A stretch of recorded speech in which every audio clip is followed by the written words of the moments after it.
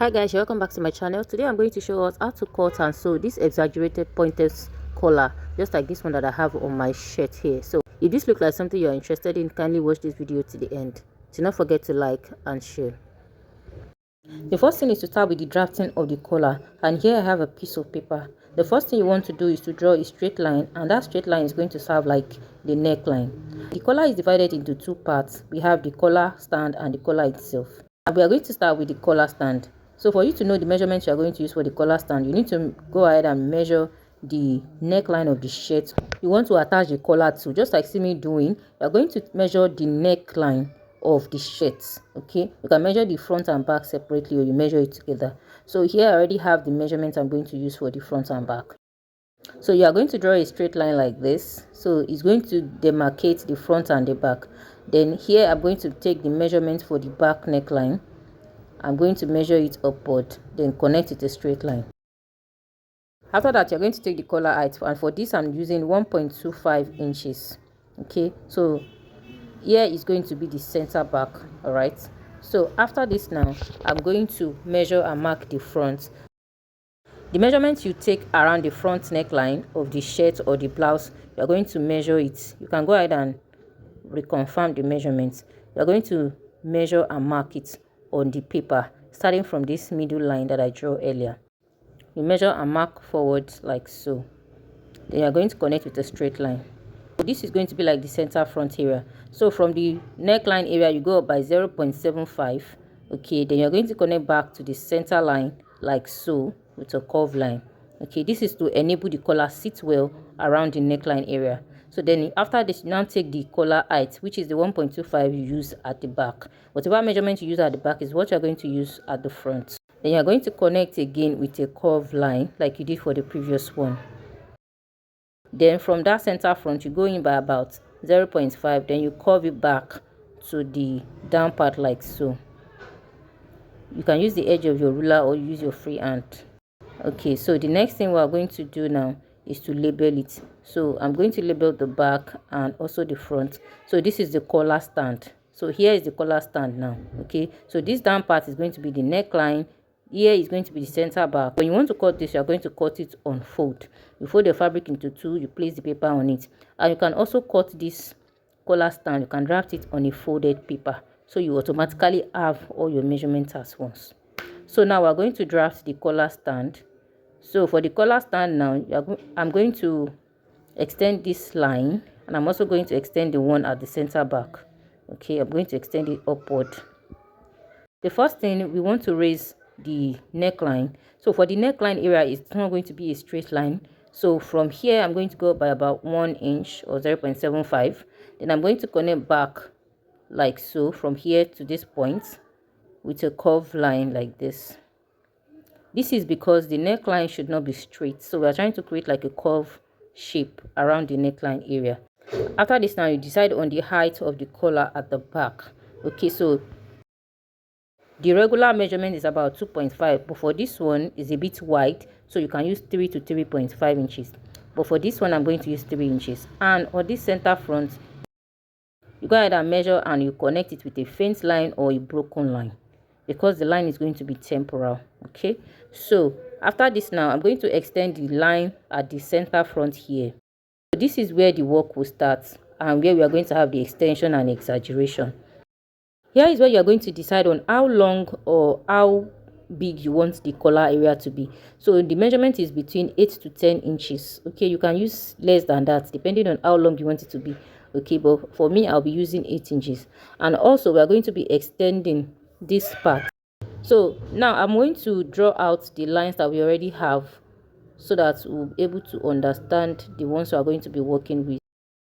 As you can see, the collar stand. Now for the collar height, I'm going to highlight this line here. I'm going to highlight it the broken line, okay, because it's going to be like a temporal line, but I still want us to see it. Okay, so I'm going to highlight this other one too. I'm going to highlight it forward with a broken line because it's also going to be temporal. All right, so now is where we're going to decide on the wideness of this collar. So from this point, I'm going to measure 3 inches forward. Then from this 3 inches, I'm going to measure the 8 inches upward. Do not forget. So this 8 inches now, remember it is how long it's going to be. Then from the 8 inches you extend the line forward. On this line you can also decide on the wideness or how long you want it to be. So here I'm using 5 inches. So I'm going to connect all these points together, all these 3 points. I'm going to connect it back to the edge of the collar like so. Do you see it? So from here I'm going to connect back to these points with a curve like so. Okay, just a slight curve. I guess we're seeing the outcome now. So it's just a matter of patience. This part is going to be cut on fold. So for this you are going to need enough fabric. So here is the collar itself and this is the stand. Okay, I hope we're clear with that. So guys, this is what it looks like. I guess we can see. So now we're going to be cutting it out and we're also going to transfer to the fabric. Go ahead and label your pattern according to the way you are going to understand. Okay, so I'm going to label the neckline area. Here is going to be the neckline. So you're going to be cutting this. You can add your sewing allowance all through, but because I do not have enough paper, so I'm just going to add the allowance where I want to cut to the fabric. Okay, as you can see the way I'm cutting it off, that's how you're going to do the cutting.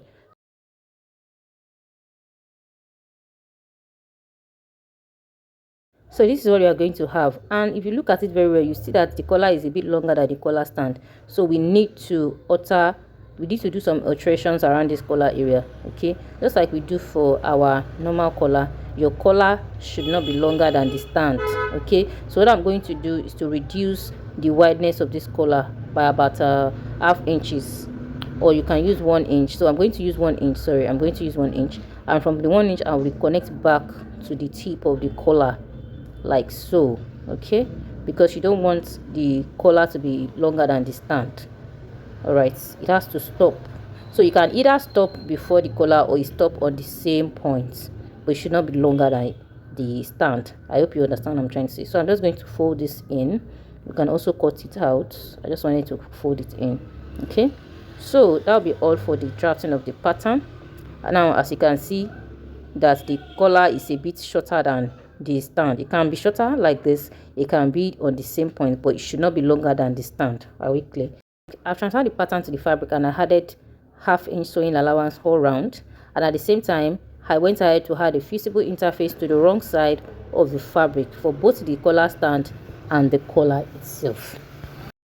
So the way we are going to be, so the sewing of this collar is the same way we sew our regular collar. It's just the drafting that is a bit different. So the first thing you are going to do is to turn the collar. Okay, you are going to place it on each other like this, the fabric and the lining. And if you're using the same fabric, it's okay. So you place it on each other like this, and you're going to stitch the top. You stitch like this, you stitch, and you come back like this. I just hope you see the way I explained it. You stitch all around the edge except for the parts that is the neckline area. I just hope you get okay, because that part will be attached to the collar stand. So after sewing, this is what it's going to look like. You're going to turn it around and you bring out the edge. You turn it around very well. While sewing, you can put hemming gum in between so that by the time you iron it, it will stay firm. Okay, so I'm just going to turn it around and bring out the edges of the collar. So guys, I'm done doing that, and this is what it looks like. So after turning it around, you give it a proper press, like a good press. Okay, and the next thing now, we're going to sandwich this into the collar stand. This is what it's going to look like. So this is the neckline area. As you can see, it's coming out already. Now we're going to sandwich this collar in between the collar stand. What I mean is that you're going to be placing the collar in between the collar stand. You place the collar stand on top and below the collar, like the way I'm doing. Okay, and you're going to stitch it round. Okay, just pay attention to the way we're going to stitch. Okay, you stitch like this. You stitch from this edge with your 0.5 allowance. You stitch back to the second edge like this. So guys, okay, I'm done now. I'm done sewing, and this is what it's going to look like. After sewing, you bring out all of the edges of this collar. You iron it properly before attaching to the neckline. Okay, so by the time let's just demonstrate. By the time we fix it to the neckline, this is how it's going to look like. Okay, and then you're going to be fixing a button at the center front, and this is what you are going to have. It's going to come out well by the time you attach it to the neckline. You can use it as a collarette, and you can use it as an actual collar. If you don't know what a collarette means, kindly check my previous post. I have a tutorial on that. To attach the collar to the neckline of your shirt or your blouse, it is the regular way we attach our collar. Okay, so you attach from the wrong side, then you flip to the right side and do the finishing. So guys, I'm done doing it, and as you can see, this is what it looks like. Okay, so you want to be careful if you are using two different kind of fabric. So after that, after sewing one side, you flip to the right side, you fold in the allowance like so, and you're going to stitch it back, okay, from one edge to the other. Tutorial is focused on the collar, so that is why I'm not saying anything about the shirts. Okay, if you don't know how to make a shirt, I already have a tutorial on that. I'm going to be linking the video in the description. Okay, so that will be all. So after this, you give it a good press, you iron it very well. Okay, and once you have your hemming gum in between, it's going to be easier. All right. So guys, this is what it looks like at the end of the day, as you can see. So if you don't want it to be as long as this, you can simply reduce it. Where we use 8 inches, you can make it like 6 to maybe like 5 to 6 or 7 inches. So I'm thinking if I should just reduce it, but I'm going to rock it like this for a while. So because the main concern is just the collar, that is why I didn't say anything about the shirt. Thank you very much guys for watching this video. Do not forget to like, share, subscribe to the channel, drop your thoughts in the comment section, and if you have a video request, kindly let me know. I'm going to be linking some other related videos in the description. Kindly check it out. Till we meet again in my next one. Bye bye.